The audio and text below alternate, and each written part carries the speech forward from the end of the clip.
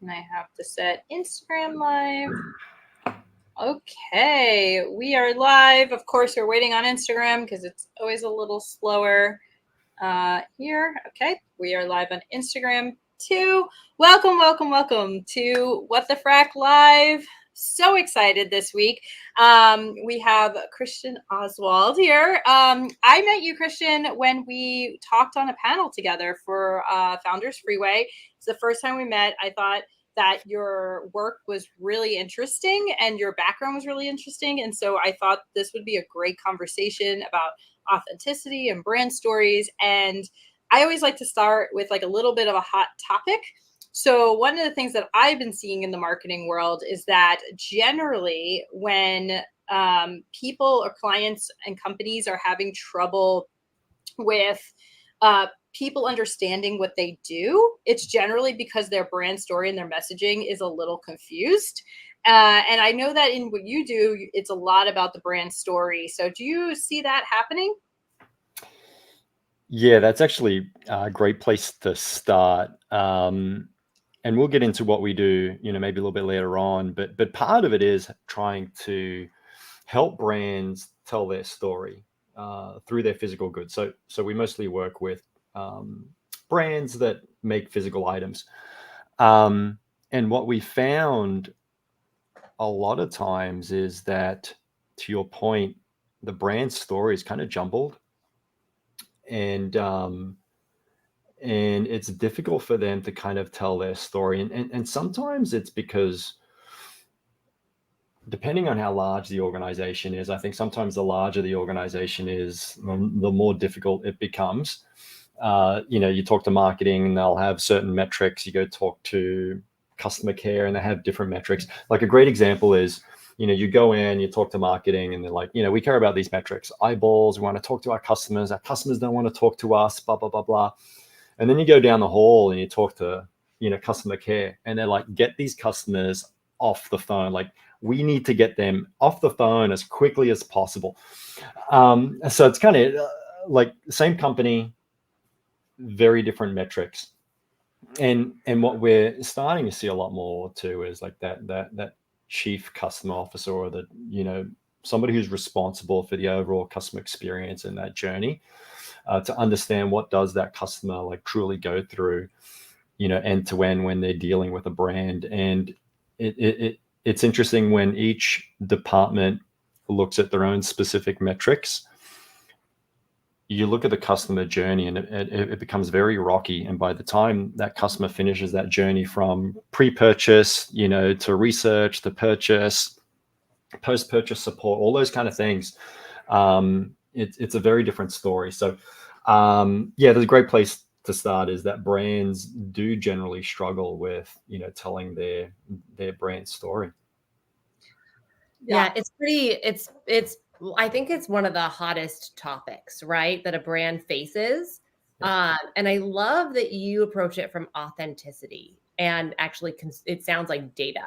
Is data one of your main spots that you look at? Or I find so often with younger companies, the story is wrapped into the founder, and then data and customer journey starts to become a part of that.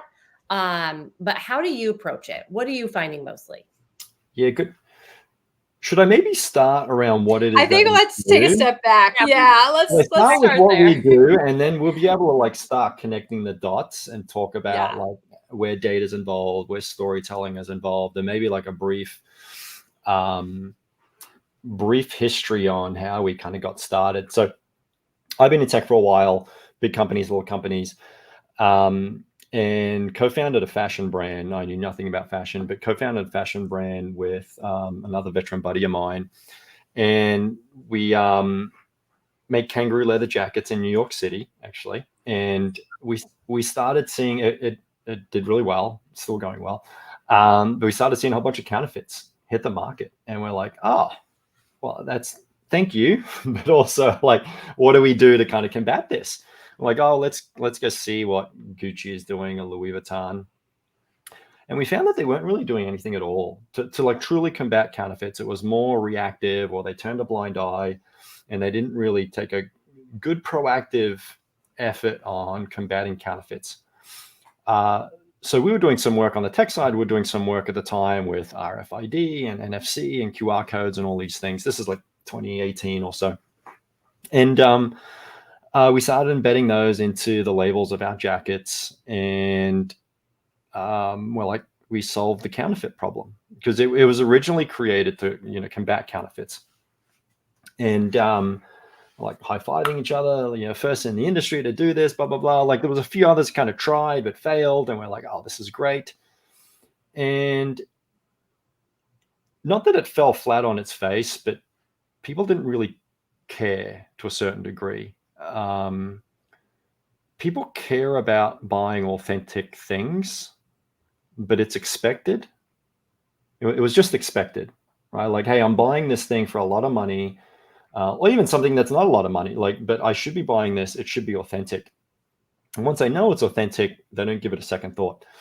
But it got us thinking, now that we have this digital connectivity into this physical item, what else can we do?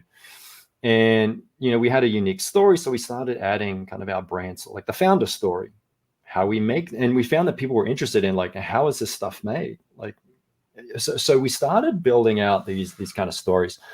I'll give you one example. So here's a shoe example. I don't know if this will work. I don't know if you can see that, but you can take your phone. No app is required. And where is it? There we go. I don't know if you can see that little push notification. You get that push notification, and you get this digital product passport. So you can see the item. Every item is serialized. So there might be millions of these shoes, but every single item is serialized. And then you can see things like marketing can add call to action items in there. So you can have your, whether it's follow us on Instagram, feedback, right? Hey, you can give us feedback. Here's our website, click here to shop now, all these kind of items. And then kind of the brand story. So think of it almost like an Instagram feed for each specific product, but you can do that at scale. So you can create content, rich media content that can be delivered to all the items or even just specific items. So brands can do things like, the Willy Wonka golden ticket. Hey, you tap on the shoe and you can see, oh, you're a winner. You can go, see the factory behind the scenes or whatever the case may be. So that's what it kind of evolved to. And it's been fascinating, because what we found is that a lot of the content people will add, or at least the content we suggest people add, is definitely like the founding story and the behind the scenes. Like, how do you make these things? Because there's a lot of stuff that you buy that comes from China, and people know it comes from, and people know it's made in like a sweatshop and they don't care, but they start caring once they actually see it. Like, it's very visceral when you actually see it. So it's a great way for brands that are making things ethically to kind of be transparent and show people how they're making these items, right? We've got like even consumables, like alcohol's a big one. We got cigars. So there's these artisans in Honduras that are like hand making these cigars. You can actually see these cigars being made, and the consumer can actually tip the person directly who's making their own cigar. So it brings this like personal connection between the brand and the consumer. But just think of it as another channel that brands and consumers can kind of engage on a totally different channel, right? If you think about all the channels out there for a physical goods organization, it's, your website, your store, so on and so forth. Now we're bringing like a digital channel directly to the physical item itself. I could rant on all day, but I'll pause there. That's, I mean, Tamara, do you have something? Speechless. You're speechless. Yeah, speechless. I love it. I love many of the things that you said. One, I'm very passionate about, which is like, how do you make people really care, right? Because that's one of the hardest things to do. I worked in sustainability for a long time. And as much as everybody's like, go green and I want to purchase, it's very hard to move the needle outside of price, right? Yeah.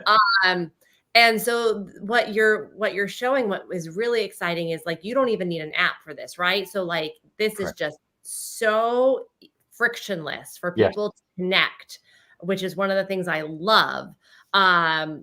So before I ask like really nerdy questions, like how much does it cost and how many like that, let's let Nicole dive in, because I could start really getting into the nitty gritty of that. Cause I think I think it's something that's really underutilized by brands. 1000%. Yeah. Yeah. And I think, it's interesting. We talk about trends and topics here on the show. And one of the things that I keep seeing is this trend towards like the behind the scenes piece of it. So for instance, there's a coffee shop on Instagram, and instead of it just being an Instagram feed about coffee and their beans and stuff, he's actually going every day and posting about building the business of building a coffee shop. So he shows like his revenues and where they need to be profitable and all that. And they've seen like a 50% above industry average of followers, people who are interacting and engagement, right? So they're seeing a lot more people being invested in the story. So I guess that's kind of like, do you see, are your customers seeing that same type of investment? Yeah, and they're paying way more for it. There's Really? like a whiskey, for example, that generally goes for like $100. Wrap it in a gift box, put this tech on it. It's going for $850 because you can. The person who owns the item can also add their own stories, and this is what's kind of interesting is that while the brand can add stories and content, the owner can also add their own content and stories to that item. So it kind of evolves itself, and it has this like unique hybrid between the brand story and your own like consumer story. And it's interesting seeing all these forks, like where all these stories go. But just something like that, like adding a personal message to a gift set. Hey, Dad, happy birthday. I know you like bourbon, blah, blah, blah, blah. Just blows people's minds. Right. And it's something that they're never going to give away. Like they'll always keep that. They're not going to throw it away. They're not going to put it in recycling. They'll keep that item. And we've seen that for just like really cheap consumables or cheaper consumables, everything from, like I mentioned before, like even just cigars. People are adding things like that to cigars, where it's, we started out, we thought it was going to be more for the luxury high end items. And while that's true, we're seeing more traction in like the consumable space, which is really, fascinating. I can see it in the art space too, right? Like a video. Yeah. Creating. Arts is a great one because, you go to a gallery and you see a piece of artwork, especially something that's kind of abstract, and you're like, oh, I wonder what, was the inspiration or, the emotional state the artist was in when they did that. It's great to see like the actual artwork being created behind the scenes and, maybe a time-lapse video or the artists themselves talking about what inspired them that day to create that item.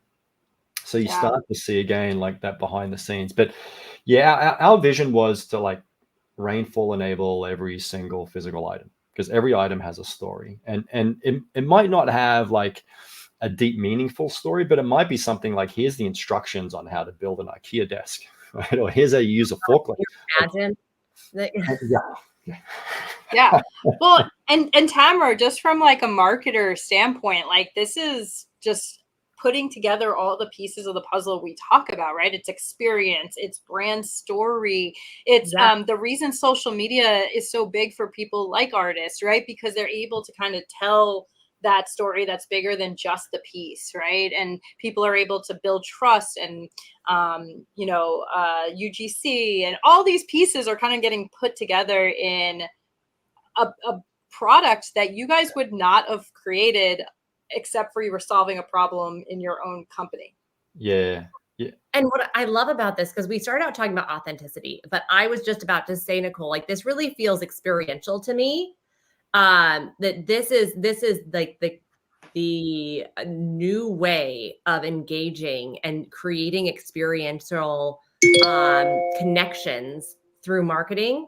A lot of the stuff that I've seen before was QR codes, which you mentioned, it wasn't just like hold your phone up and then this pops up. It was like, here's a QR code. And then you get into this, like maybe like metaverse or like experience where you're seeing something augmented in front of you, right? Like that's how it was being used a lot when, or at least the things that I've been seeing recently. And this to me is just a whole new way of getting your customer to engage. It's an experience.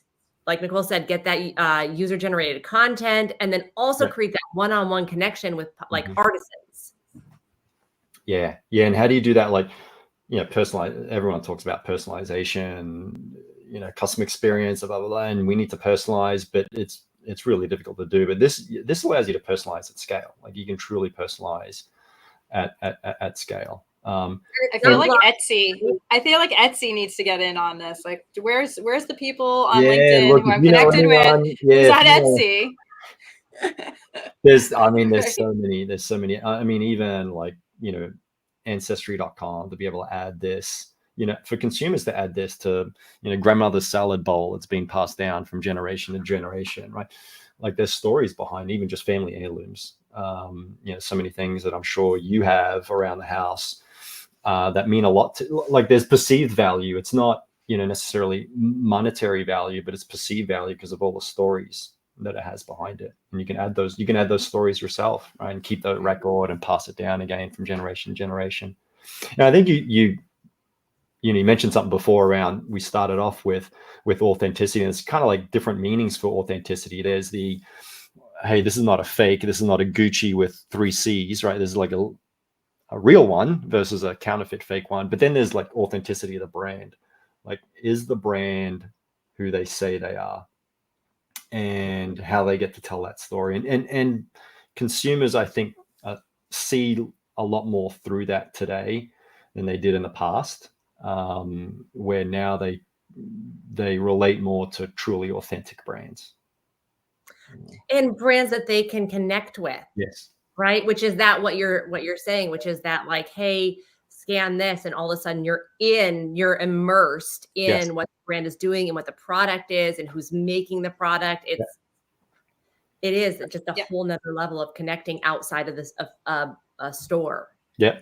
And I don't have the stats, but I know for a fact, and Tamara, you probably have dealt with this too, that like when consumers feel like they're part of the story, they are much more likely to buy.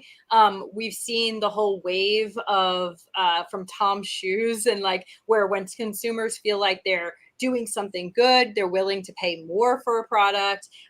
When they feel like they're part of the growth of the company, they're willing to be loyal fans. Look at Apple, look at all these other companies. So you're kind of building all of that into one space. And so there's a lot of lessons here that if you're a business owner or you're a marketer, you can kind of take some of these pieces. It doesn't have to be the traditional way. And I know that like social media is right now the way that people are getting connected and building trust, but social media is starting to feel really hard now, right? It's starting to feel very disconnected.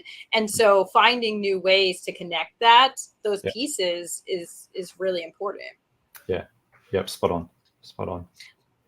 Tell me a little bit, I know we're going to kind of switch gears here. Tell me a little bit about at what point did you guys decide to go from kangaroo jackets to like, this could be a viable business opportunity? Yeah, good question. So we, like I mentioned before, we started experimenting with this, like 2018 or so. And if you remember at the time, I was working at a tech startup, and we were trying to push really hard. I mean, we did a whole bunch of stuff, but one of them was push QR codes to like restaurants and hotels and stuff. And it was impossible. It was really difficult. And I don't think people have a long memory. Is like, if you think about back then, QR codes weren't easy to scan. It wasn't a default. You needed an app. You mentioned Friction before. You needed to go to the app store. You need to download an app and blah, blah, blah. And so it was a timing. There was also like a timing thing. And that's the same case with NFC, is that you needed an app. In the past, you needed to download an app, and that just created friction. We mostly sold to veterans, and we had this bar. I mean, there's a joke that, we eat crayons and things like that, right? But we needed to make it like soldier proof. So it needed to be really simple. It needed to be frictionless. And I call it like the mom test. Like, if my mom can't use it, it's not going to hit the masses. So we waited until it got to a point where it was frictionless. It was easy. It was the default ability on Androids and iPhones. And then brands started reaching out to us saying, hey, what what vendor are you using to do all this stuff? And we're like, oh, it's our own. And they're like, can we use it? And we're like, well, yes, let's figure out how we do this. So that's when we started like spinning the tech company out of the fashion brand, and kind of focused the fashion brand was one thing, and then the technology was another. And we went and we completely spun the tech company out. And that's what we we went full time on the tech. What are we, 2024? Early 2023 is when we started this on the tech side. Yeah.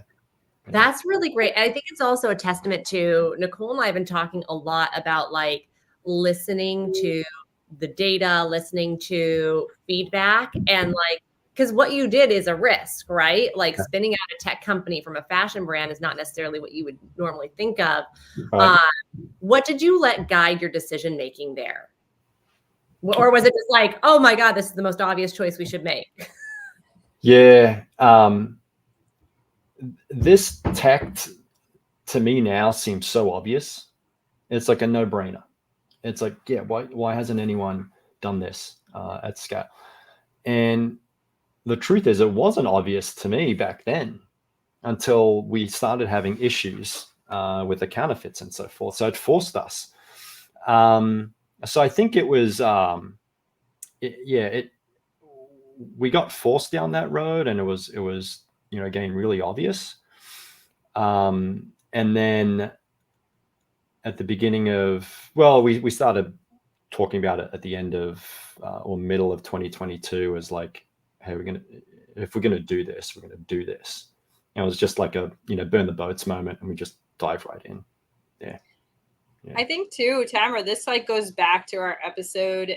I mean, a few of our episodes, but even about like the NFL, right? Where like, because they had things kind of set up in the fashion business, they were able to see an opportunity and then take advantage of it. And so once again, Christian, we always talk about like how building the foundation allows you, like when lightning strikes, because a lot of marketing, a lot of businesses like catching lightning in a bottle, right? That seems really overwhelming. And how do I do that? And it's really about making sure things are set so that when lightning strikes, you have the ability to A, see it, but B, to also like follow it. So like, you guys kind of hit this at a good moment in the market.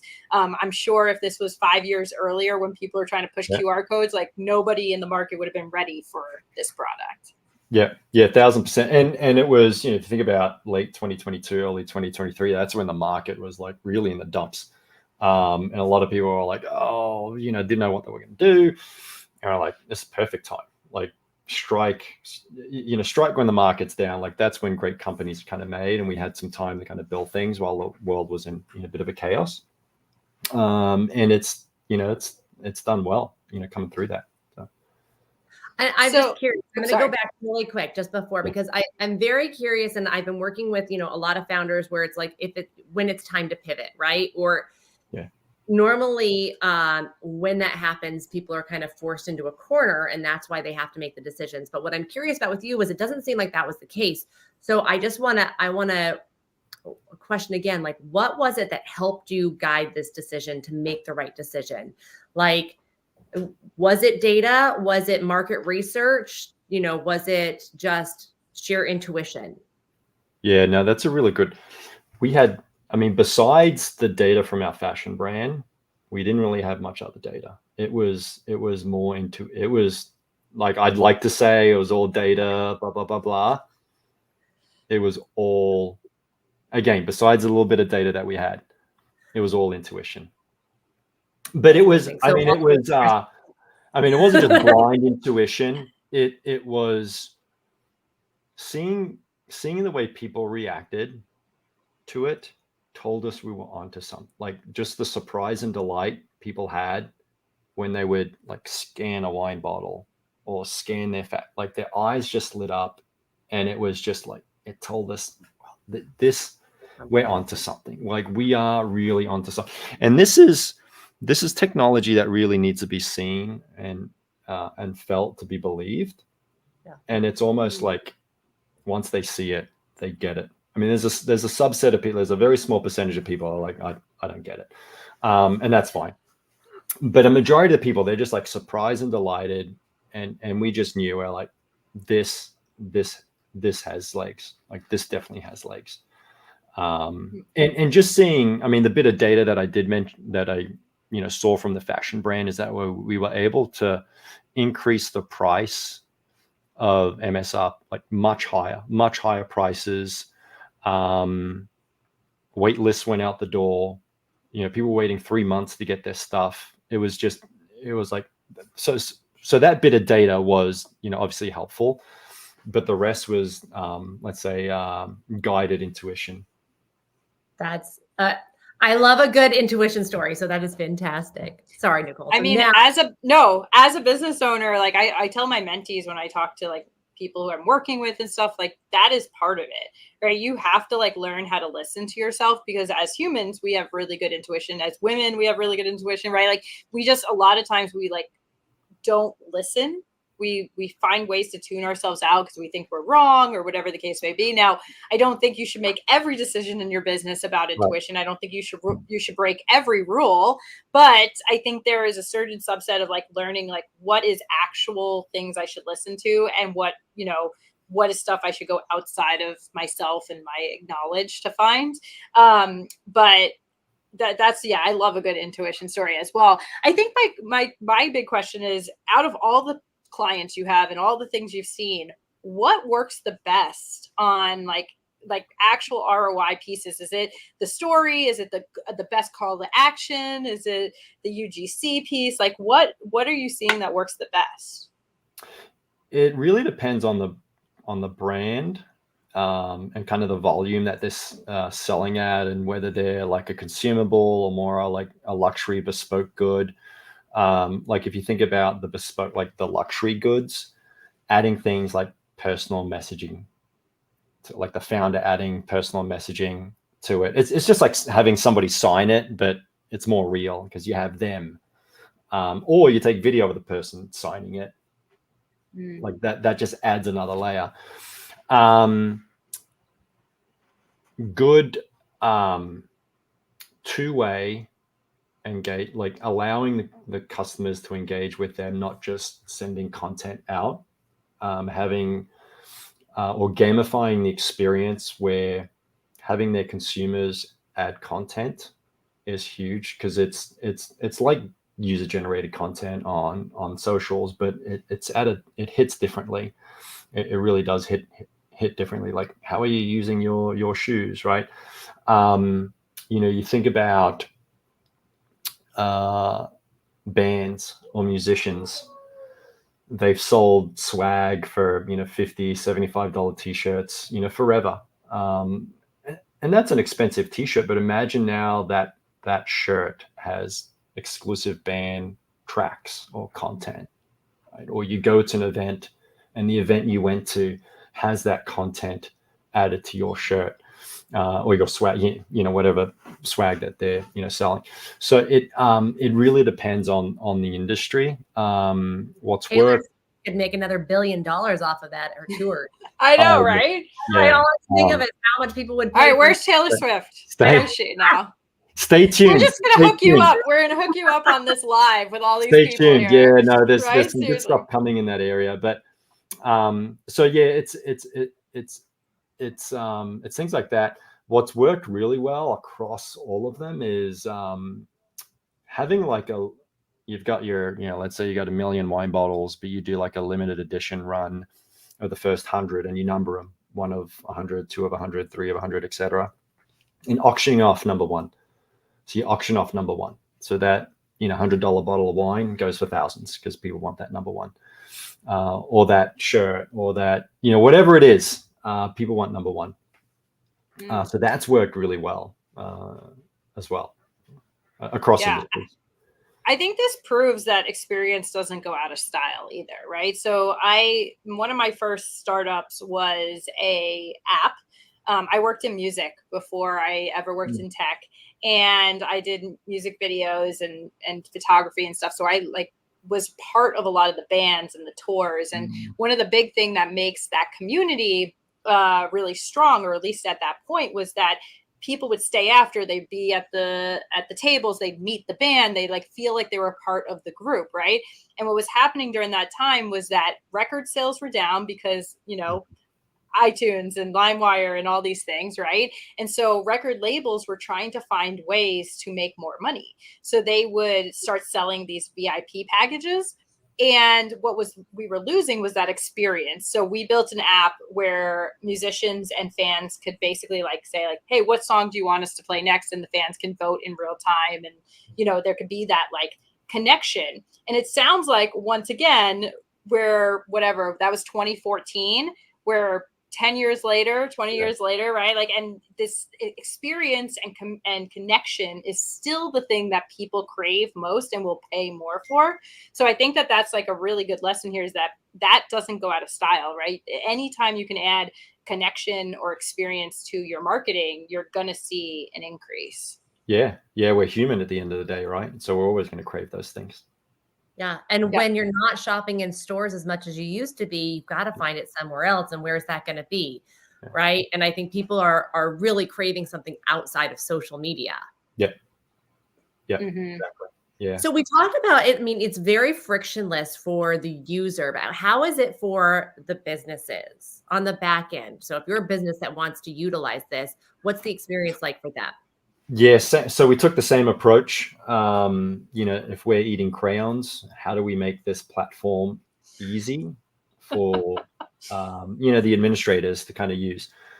And we've made it extremely, extremely simple, both from an operational perspective, because there's different people that can touch this, right? There's the operational people that are going to be creating the products. Because you're serializing every single item.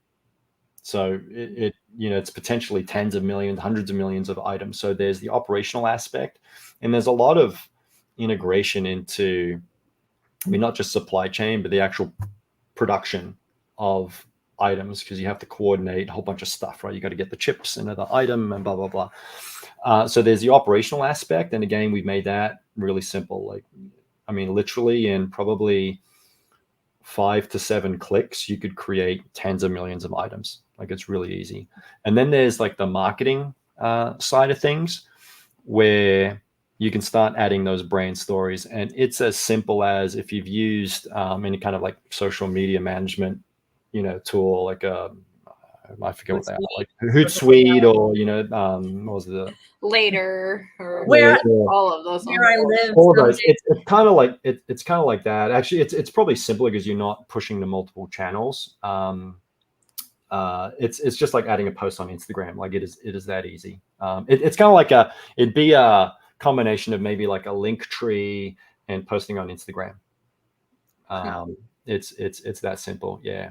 So we made it, you know, pretty simple for marketing teams to do it. And then again, on the operational aspect, because there's a whole labeling integration, you know, potentially depending on the asset, we've created some, you know, special software that integrates into a bunch of labeling and manufacturing things, again, to make it simple, because it's difficult to serialize items at scale. It really is difficult, and we've taken that complexity out and really simplified it.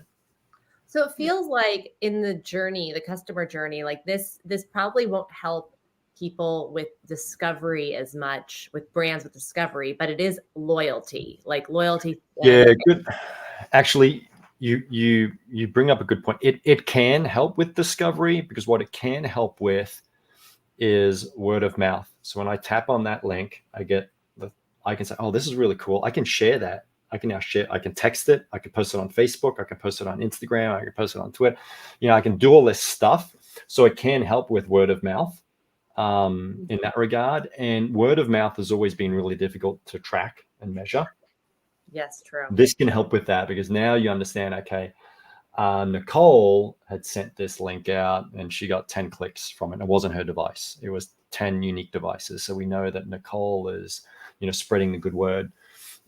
There's a brand that's doing, you know, something interesting, is that you can't buy their shoes.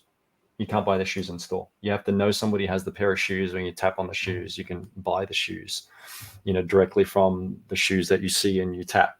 it's a good conversation start. It's like an icebreaker where, oh, those are cool. Sure, they're like really loud. There's like these kind of ones. But there's that's a whole nother story. But that's a really cool story. We'll maybe chat about one day. But like put the link in our chat so that we can all catch it. Right? Seriously. Yeah. So it can help with spreading the word for sure. I love that. I love that sense of kind of like community that it includes, right? So you're starting to build a community, you're starting to make exclusivity, right? Like if I don't buy it right now, I may never see these shoes again, and then I can't buy them. Like, how do I do this? And then it just goes back to your point, Tamara, of like, I think so often when we talk to brands and I, look at their marketing plan or what they've been doing, everything is top of funnel, right? Like every activity is top of funnel, but it really speaks to the fact that like middle of funnel, bottom of funnel, like they're important, right? Keeping customers loyal, keeping them buying products or excited about products. Can you like push new things to it, or is it once it goes out? No, out? so even after it's sold, you can continue to push content. So yeah, that's awesome. Yeah, and there's a few like experimental chips we're working with that, at least for liquid-based products, you can put on a bottle, and it's not out yet. We're still working on it, but it'll send a current through the bottle and tell you how full it is. So you can set up triggers where it's like, hey, if the bottle gets too low, send an automated email or SMS campaign out. Hey, time to refill. Click here to buy. So there's those things that we're working on as well. Yeah. So yeah, it's full life cycle of the. All that makes me think of, Tamara, is I started this before 2020, and I was really excited during 2020 that I had this, so that I get my toilet paper from a brand called Who Gives a Crap. And this sounds really weird, right? It's a brand called Who Gives a Crap, and it's recyclable. They make it out of like recyclable paper, and so and they have like a giving component where some of the money goes to building toilets and places like you never think about something like that, but it's a really important piece and all this stuff. Well, at the end of the box, in the very last roll of the box, because it comes in these big boxes, like a 3-month supply, right? And at the end, the last one is wrapped in like orange paper, and it says emergency roll. Like, your last roll, like you need to order more. This is your emergency roll. And I just feel like if they had a chip on that last roll, when you go to open it, it's like, hey, we just ordered you more toilet paper. I don't know. Sorry, that's what that made me think of. It's almost like the old, I think they were too early, but the old Amazon, push to buy, but I forget what. Oh yeah, the buttons. Yeah, the Amazon buttons. Yeah, it's kind of like that. Yeah. I love that. I think there's so many pieces here, and I'm still going back and amazed at the fact that like this is a company doing something that like you never dreamed of 5 years ago. It's just such a different pivot to fashion brand, and even before that you are a veteran, so military and then fashion brand and then technology, like that's just, it blows my mind that this is how big companies are made, because you're solving a problem that you had. It's amazing. Yeah, and going back to the intuition comment as well, I think it's important to also keep going. I think the other part is that people give up too early. And you got to keep going. So you might have that intuition with some data, and that gets you that first step. I think that first step is like 80% of what people miss, right? Like you just need to start. And if you don't start, well, you're never going to start, right? So that's 80% of the battle is just starting, and the rest of it is just you just got to keep going. And then you go through that phase where my friend and I have been talking about the valley of despair.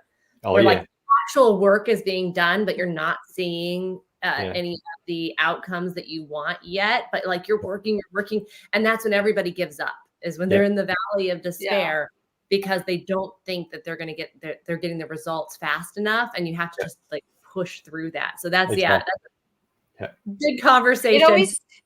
it always takes longer to get anywhere, right? 100%. I just read an article where it said like the top, I think it's the top like 100 companies in our country right now, they all on average took 17 years. That like that people consider overnight successes, right? They all on average took about 17 years to actually be like a success. I mean, even Instagram took 3 iterations of rebranding. And I love seeing those graphs all the time where it's like, we were going to quit here. And then you see like it immediately goes up after, right? I think it's just one of those things where like we underestimate the amount of money we need to make something happen. We underestimate the amount of time we need to make something happen, especially in this age of social media, where every time you go on, you see someone who's like, 2 months in, I'm making $1 million. And it's like, not realistic, right? None of this is realistic. And so, see how I do it.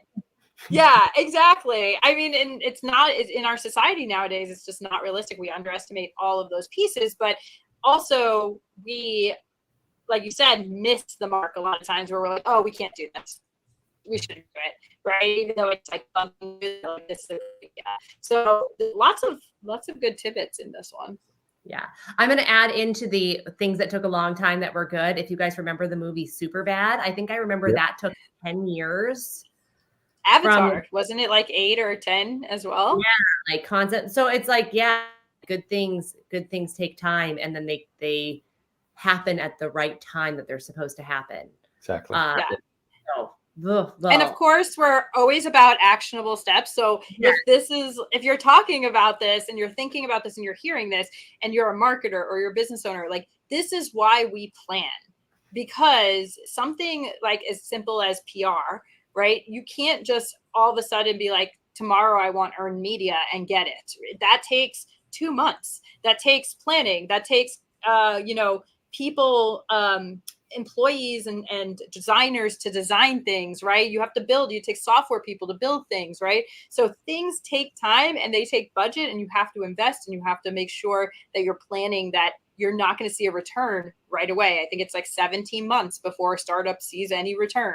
You need to have that time to plan. So yeah. Spot on. How do people find out more about what you are doing? How do they connect with you? How do they I think the best, so I'm not going to give you the website because we're going through a rebrand, and I'll tell you that. Well, I will, but I'll tell you that story. But I think the best place is LinkedIn. Just search for Christian Oswald. I think I'm the only one in Phoenix. Can't miss me. So if you want to reach out, feel free to reach out to me. The rebrand. So let me tell you that story, because that was a big lesson learned. And you guys will probably say, yeah, that was totally obvious. You shouldn't have done that, but we did it anyway. So the company's called Rainfall, and obviously rainfall.com was taken. So we're like, oh, what other domain names can we use? So we added a 4 like you would in your license plate, right? If you can't spell out something out, you use numbers instead. So we used rain, F, the number 4, and then ll.com. It's like, oh, rain. Yeah, people see rainfall out of that, right? No, people call it rain for all, rain 411, rain. And I was just like, and then just trying to tell somebody what the domain was over the phone was crazy. So don't add numbers in your domain name. Or drop letters. Yeah. So that was a big lesson. Make it simple. So yeah. So I was going to say, don't be so hard on yourself, because everybody's doing it these days. And we've heard this story several times where, it's like, oh, well, we thought we'd do it, but we're going to drop the R and in the E, and, like it's going to be intuitive. And it isn't. We have to make sure. Yeah. And know it, right? And you're just like, you kick the can down the street and I'll figure it out later. Yeah. And going to the same thing, like .net, .org, .co, .biz, like all these things too. Yeah. I've had so many people have to .us, not the .org. Yeah. I've had so many people have to rebrand because they thought that would, like, .co. You know how many people are going to put an M at the end of that? Like, do you want them going to where that is, right? And we even had this conversation last week with Mei Ling and her email address where when you put mailing at anything, it comes up as mailing, so it goes to spam. So like always like write out your names, always, tell someone, because you're gonna have to talk about it over the phone, like always spell it out, right? See all these things because we don't know what it's gonna be. But anyway, my last question, which I always ask, is if anyone is trying to get into your industry, right? So I guess we'll talk about this from the like fashion side of things. So we didn't talk a lot about the actual authenticity issue, but let's say someone's trying to start a fashion brand or even a tech brand, and they are thinking about their product and launching their product. What is one red flag that they should be thinking about in that industry?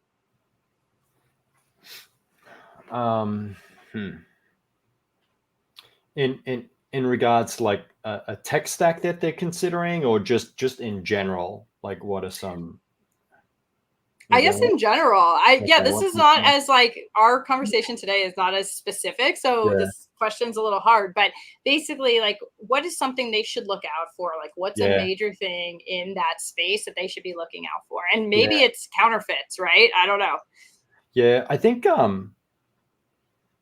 as it relates to fashion, and I'll talk about tech as well. I think from a fashion lens, and if you have no background, there's pros and cons to having no background in a specific industry, because you can look at it through, a fresh lens. But there's also a benefit to having that background, because you know where all the minefields are and all that kind of stuff. And I'll give a shout out and a plug to a company actually here in Phoenix called Fabric Incubator. And if you want to start a fashion brand, if you're a small fashion brand, they're taking sustainability seriously. That's made here. They take you from soup to nuts on how to create a fashion brand, and all the steps that are required. Because what a lot of people don't realize is, or let's give you an example. I want to start a t-shirt company. I create these patterns and these designs, and then I find a manufacturing partner, and I find them in Asia somewhere. I send the patterns over. They go over there. I got to buy a whole bunch of them, right? Like 50,000 MOQ or whatever it is. I get a whole bunch of stuff that comes over, and they're like this big. It's like, what happened? Well, they use centimeters instead of inches and all this stuff. So like there are so many like horror stories. So getting the help, I think getting help early on from industry experts, but you can still have that fresh lens. And I think it's understanding what differentiator you bring to the market. What problem are you trying to solve for? I think a lot of people just start something because it's cool, as opposed to, what is the problem I'm trying to solve for? And that's the same with on the tech space. I think it's people are so focused on the tech versus the outcomes that they're going to be solving for. Cameron, I know that well. Yeah, it is. It's like there's this like technology religion almost, where it's like, oh, we got to do something a certain way, and this tech is really cool. It's like, who cares? It doesn't matter what it is. Like, as long as it solves for something and you're able to do it, fast, cheaply, all that kind of stuff. So those were, those are the things that kind of come to mind, right off the bat. So I have a quick story about conversions, and this is going to make me look really dumb. But every year for my mom's birthday, her birthday's in between Thanksgiving and Christmas, I always have like a dinner party so that she can like not have to deal with anything. And I cook a really nice elaborate meal, because my dad is like a meat and potatoes type of guy. So I do like something he would never eat. And the first year I decided to do beef Wellington. So I found this video online of Gordon Ramsay teaching you how to make beef Wellington, right?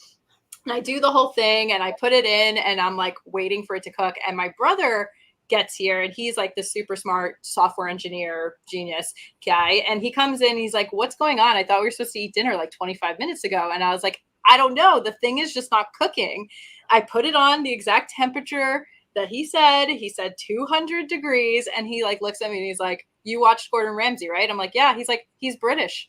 200 degrees is not our 200 degrees. It's Celsius versus Fahrenheit. And I was like, Cool. So Cool. there you go. It happens all the time. All the time. All the time. Well, anyway, this is a conversation I'm sure we'll have to check back in and see how things are going and whatnot. But if you guys are interested in anything, please reach out to Christian, as well as follow us on social media. Every week we do these lives. We have new episodes coming out. Tamara and I just finished our new intro, as well as some new social stuff. So join our newsletter. Find us on Instagram, Facebook, LinkedIn, as well as listen to us on anywhere you listen to podcasts now. So thanks for joining and happy marketing. Thanks for having me. Bye. Bye, everyone. Bye-bye.